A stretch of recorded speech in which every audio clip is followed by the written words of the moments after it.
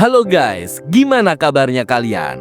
Semoga selalu sehat dan diberkahi selalu ya atas rezeki yang didapat hari ini. Saya Norman dari WSS Masa Bercerita. Nah, pada episode kali ini lanjutan episode sebelumnya, yaitu tentang sang jagal dari Rostov. Yang sebelumnya kita ceritakan tentang latar belakangnya dan pembunuhan pertamanya. Sampai di detik ini saja dia sudah membunuh hampir 30 orang guys. Mau tahu kelanjutannya? Tapi yang belum di-subscribe ya. Dan di-like juga cerita kita. Jadi begini ceritanya guys.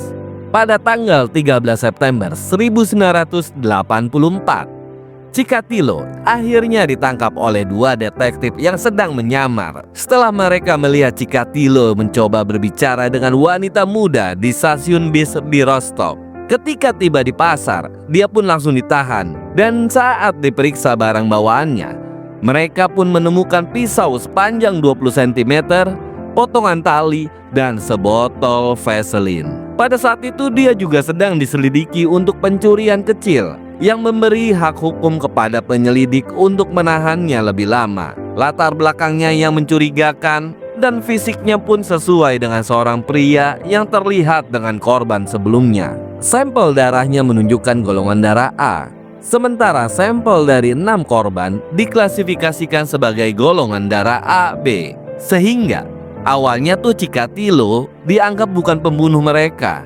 Chikatilo akhirnya dinyatakan bersalah, tetapi atas pencurian harta benda dari mantan majikannya. Keanggotaannya pun di Partai Komunis dicabut, dan dia dijatuhi hukuman selama 1 tahun penjara.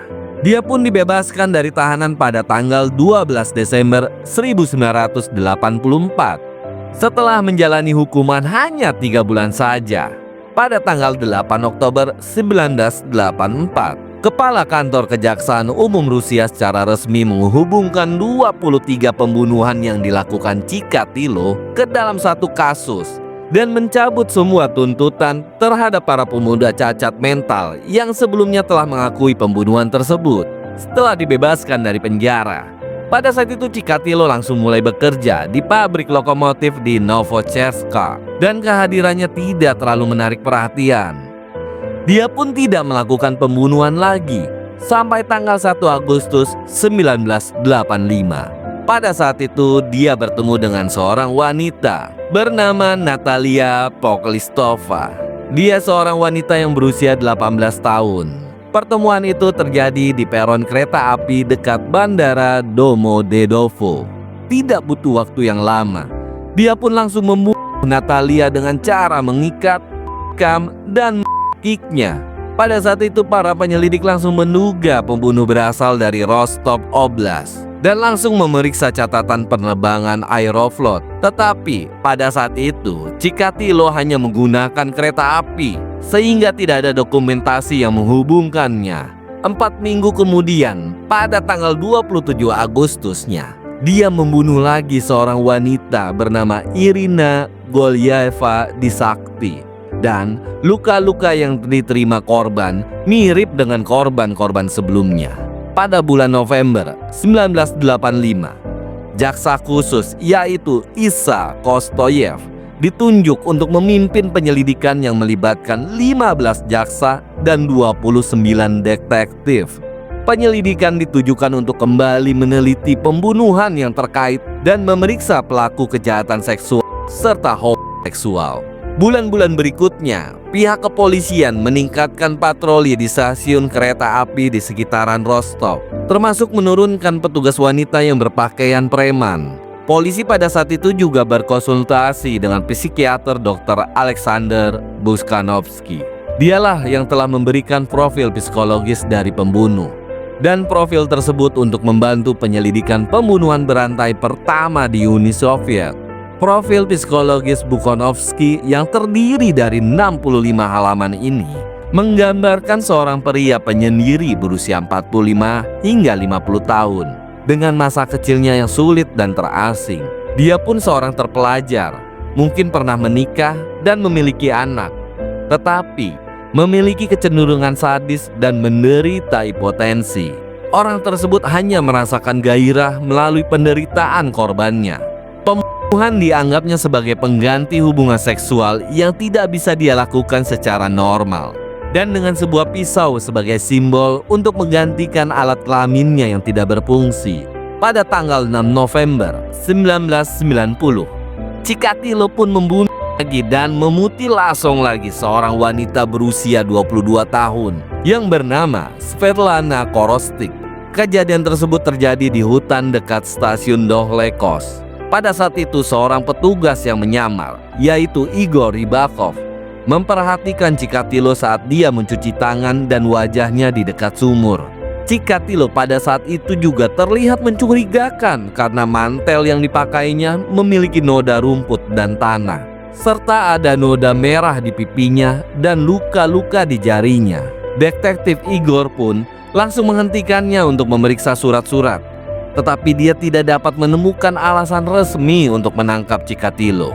Setelah Rybakov melaporkan kejadian tersebut pada tanggal 13 November, jasad Korostik pun ditemukan dan dia menjadi korban ke-38 dalam kasus membunuh berantai ini. Polisi meneliti semua laporan pria yang dihentikan selama 1 minggu sebelumnya, termasuk Chikatilo, yang dikenali oleh beberapa petugas karena sebelumnya juga pernah diinterogasi pada tahun 1984 dan termasuk dalam daftar tersangka pada tahun 1987-nya. Pada tanggal 20 Novembernya, setelah 6 hari diawasi, Chikatilo pergi ke rumahnya dengan toples berisi minuman beralkohol dan dia berkeliling-keliling di Novocheskak. Setelah mencoba berinteraksi dengan anak-anak, dia pun ditangkap oleh 4 polisi yang menyamar tanpa adanya perlawanan. Setelah penangkapannya, Chikatilo mengklaim bahwa polisi telah keliru untuk menangkapnya. Dia menyebutkan penangkapannya pada 1984 atas pembunuhan yang sama itu hanya akal-akalan polisi belaka. Pemeriksaan di tubuhnya Chikatilo terungkap ada luka di jari yang diduga akibat gigitan manusia. Dan korban terakhirnya, yaitu Viktor Chisanko, menunjukkan adanya tanda-tanda pergulatan yang brutal. Pada tanggal 21 November, hasil tes darah Chikatilo menunjukkan bahwa golongan darahnya adalah A, bukan AB. Tetapi penyidik telah mengumpulkan banyak bukti fisik dan non-fisik yang menunjukkan Chikatilo sebagai pembunuh yang selama ini dicari mereka, termasuk sampel air mani dari 14 korban pembunuhan. Sampel ini mengkonfirmasi bahwa air mani Chikatilo adalah tipe AB, sedangkan darahnya tipe A. Selama interogasi pun, Chikatilo terus membantah bahwa dia melakukan pembunuhan. Dia juga menulis esai untuk penyelidik yang menunjukkan gejala psikologisnya sesuai dengan profil yang dibuat oleh Dr. Bukhanovsky pada tahun 1985. Taktik interogasi yang digunakan mungkin membuat Chikatilo defensif pada saat itu. Terutama ada beberapa pertanyaan langsung tentang mutilasi yang diajukan kepada dirinya.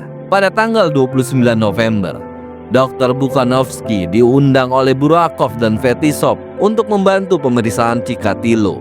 Dalam sesi 2 jamnya, Chikatilo pun menangis dan mengaku bersalah atas kejahatannya. Dan akhirnya Bukhanovsky melaporkan bahwa Chikatilo siap mengakui semua perbuatannya. Pada saat itu Kostoyev kemudian menyiapkan tuduhan resmi pembunuhan pada tanggal yang sama, yaitu pada saat sehari sebelum penahanan hukum Chikatilo berakhir.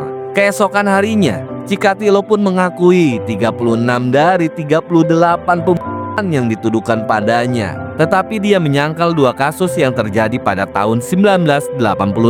Salah satu korban yang ia akui adalah Anna Lemeseva. Dia dibunuh oleh Chikatilo pada tanggal 19 Juli 1984.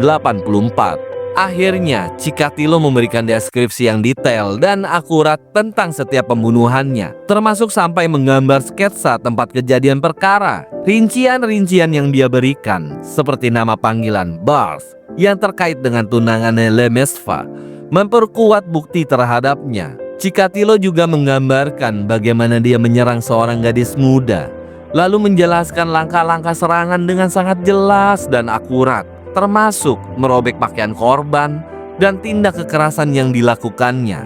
Dia juga mengaku membuang semua pakaian dan barang korban, tetapi dia tidak pernah ingat di mana dia membuangnya. Kesaksian Chikatilo dan bukti-buktinya memberikan pemahaman yang lebih mendalam mengenai kejahatan yang telah dilakukannya. Andrei Chikatilo juga mengaku telah membunuh Lyubov Biryuk yang masih berusia 13 tahun pada 1982. Dia menggambarkan korbannya sebagai elemen-elemen yang hina. Dia juga telah mengaku telah menjadi ahli dalam menghindari pertumpahan darah selama serangannya. Dan dia akan duduk atau berjongkok di samping korban untuk memastikan sampai jantung mereka berhenti berdetak. Ketika ditanya mengapa dia terkadang menutup atau mencukil mata korbannya, Chikatilo hanya menjelaskan di mana ada sebuah kepercayaan dalam tahayul Rusia kuno yang menceritakan bahwa citra seorang pembunuh akan tertangkap di mata korban. Namun, dia kemudian menepisnya sebagai cerita rakyat belaka dan akhirnya menghentikan praktek tersebut. Chikatilo juga mengaku sudah mencicipi para korbannya.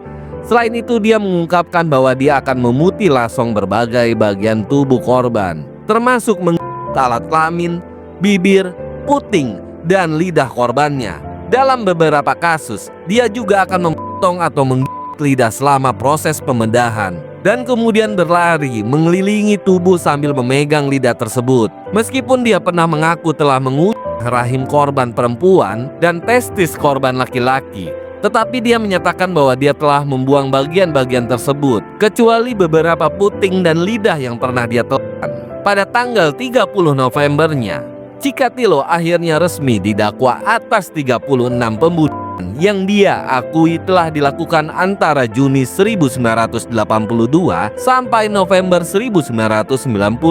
Dalam beberapa hari berikutnya, dia juga mengakui 20 pembunuhan lainnya yang tidak terkait dengan kasus utama, seperti yang terjadi di luar Oblast Rostov atau yang tidak ada mayatnya.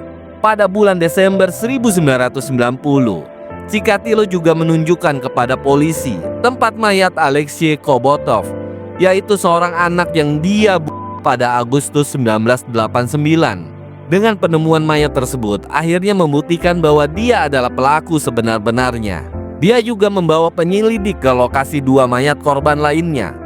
Dari 56 korban yang diakuinya, 3 mayat korban tidak dapat ditemukan atau diidentifikasi. Dia pun akhirnya didakwa membunuh 53 wanita dan anak-anak antara tahun 1978 dan 1990 pada tanggal 20 Agustus 1991. Setelah menjalani interogasi dan rekonstruksi pembunuhan di tempat kejadian, Chikatilo pun dipindahkan ke Institut Sevsky di Moskow untuk evaluasi psikiatris selama 60 hari.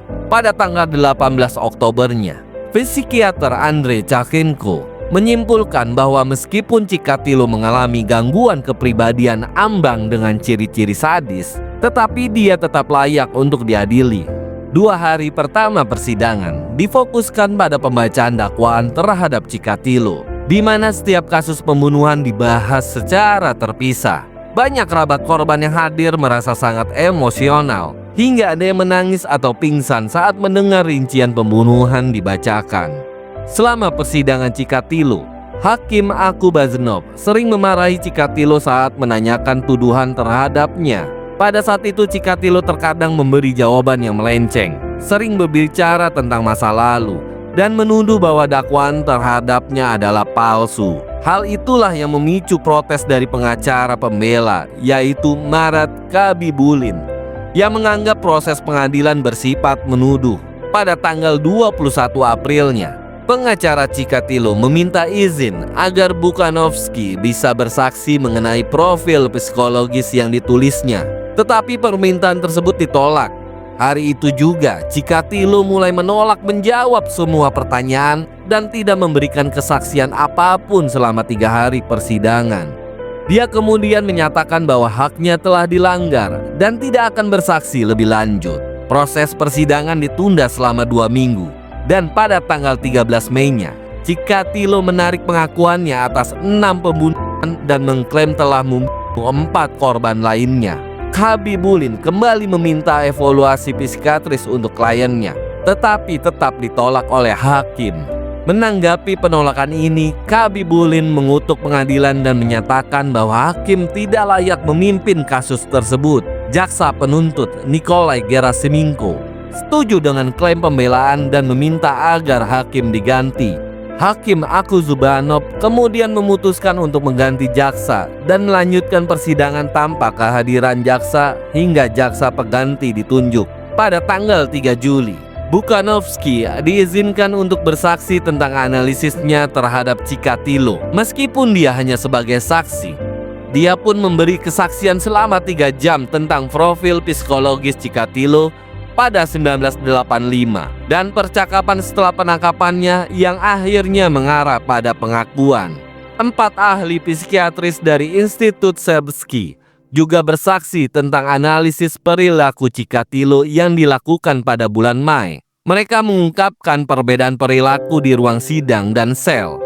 Pada tanggal 14 Oktober 1992, pengadilan menggelar sidang untuk mendengarkan vonis resmi terhadap Andrei Chikatilo. Hakim Akubazanov menyatakan Chikatilo bersalah atas 52 dari 53 tuduhan pembunuhan dan menjatuhkan hukuman mati untuk setiap pelanggarannya. Dia juga dinyatakan bersalah atas 5 tuduhan penyerangan seksual ketika menjadi seorang guru di tahun 1970-an. Pada tanggal 15 Oktober 1992, Andrei Chikatilo dijatuhi hukuman mati dan 86 tahun penjara. Pada saat itu dia bereaksi dengan menendang bangku ketika mendengar putusan tersebut, tetapi kemudian terdiam saat diberi kesempatan untuk berbicara. Hakim juga menegaskan bahwa kesalahan berat yang dilakukan Chikatilo mengharuskan pengadilan menjatuhkan hukuman yang sesuai. Setelah itu Chikatilo dibawa ke sel di penjara Novocherkassk untuk menunggu eksekusi. Dan Chikatilo juga mengajukan banding yang diajukan ke Mahkamah Agung Rusia, namun ditolak pada musim panas 1993. Setelah permohonan bandingnya ke Mahkamah Agung ditolak, Andrei Chikatilo mengajukan permohonan terakhir untuk pengampunan kepada Presiden Boris Yeltsin. Permohonan terakhir itu pun ditolak pada tanggal 4 Januari 1994. Pada tanggal 14 Februari 1994, Andrei Romanovich Chikatilo dibawa dari sel hukuman matinya ke sebuah ruangan kedap suara di penjara Novocherkassk dan dieksekusi dengan hanya 1 tembakan di belakang telinga kanannya. Pada hari itu juga dia dimakamkan di sebuah kuburan tak bertanda di dalam pemakaman penjara. Oke guys, itulah cerita sadis banget yang berasal dari Rusia. Sedih banget dengar kronologis yang diterima oleh para korban. Dan daftar para korban yang saya ceritakan tadi baru setengah doang guys. Dan ini daftar komplit para korban dan kronologis pembunuhan yang saya dapatkan dari Wikipedia. Terima kasih telah mendengarkan cerita ini. Mohon maaf jika ada salah kata atau salah penyebutan nama, tempat, maupun tanggal maupun tahun. Jangan lupa untuk berbagi pendapat Anda di kolom komentar dan dukung channel ini dengan di like dan di subscribe ya guys, agar kalian tidak pernah ketinggalan cerita-cerita kriminal dari WSS Masa Bercerita. Sampai ketemu di cerita-cerita selanjutnya. Sampai jumpa guys.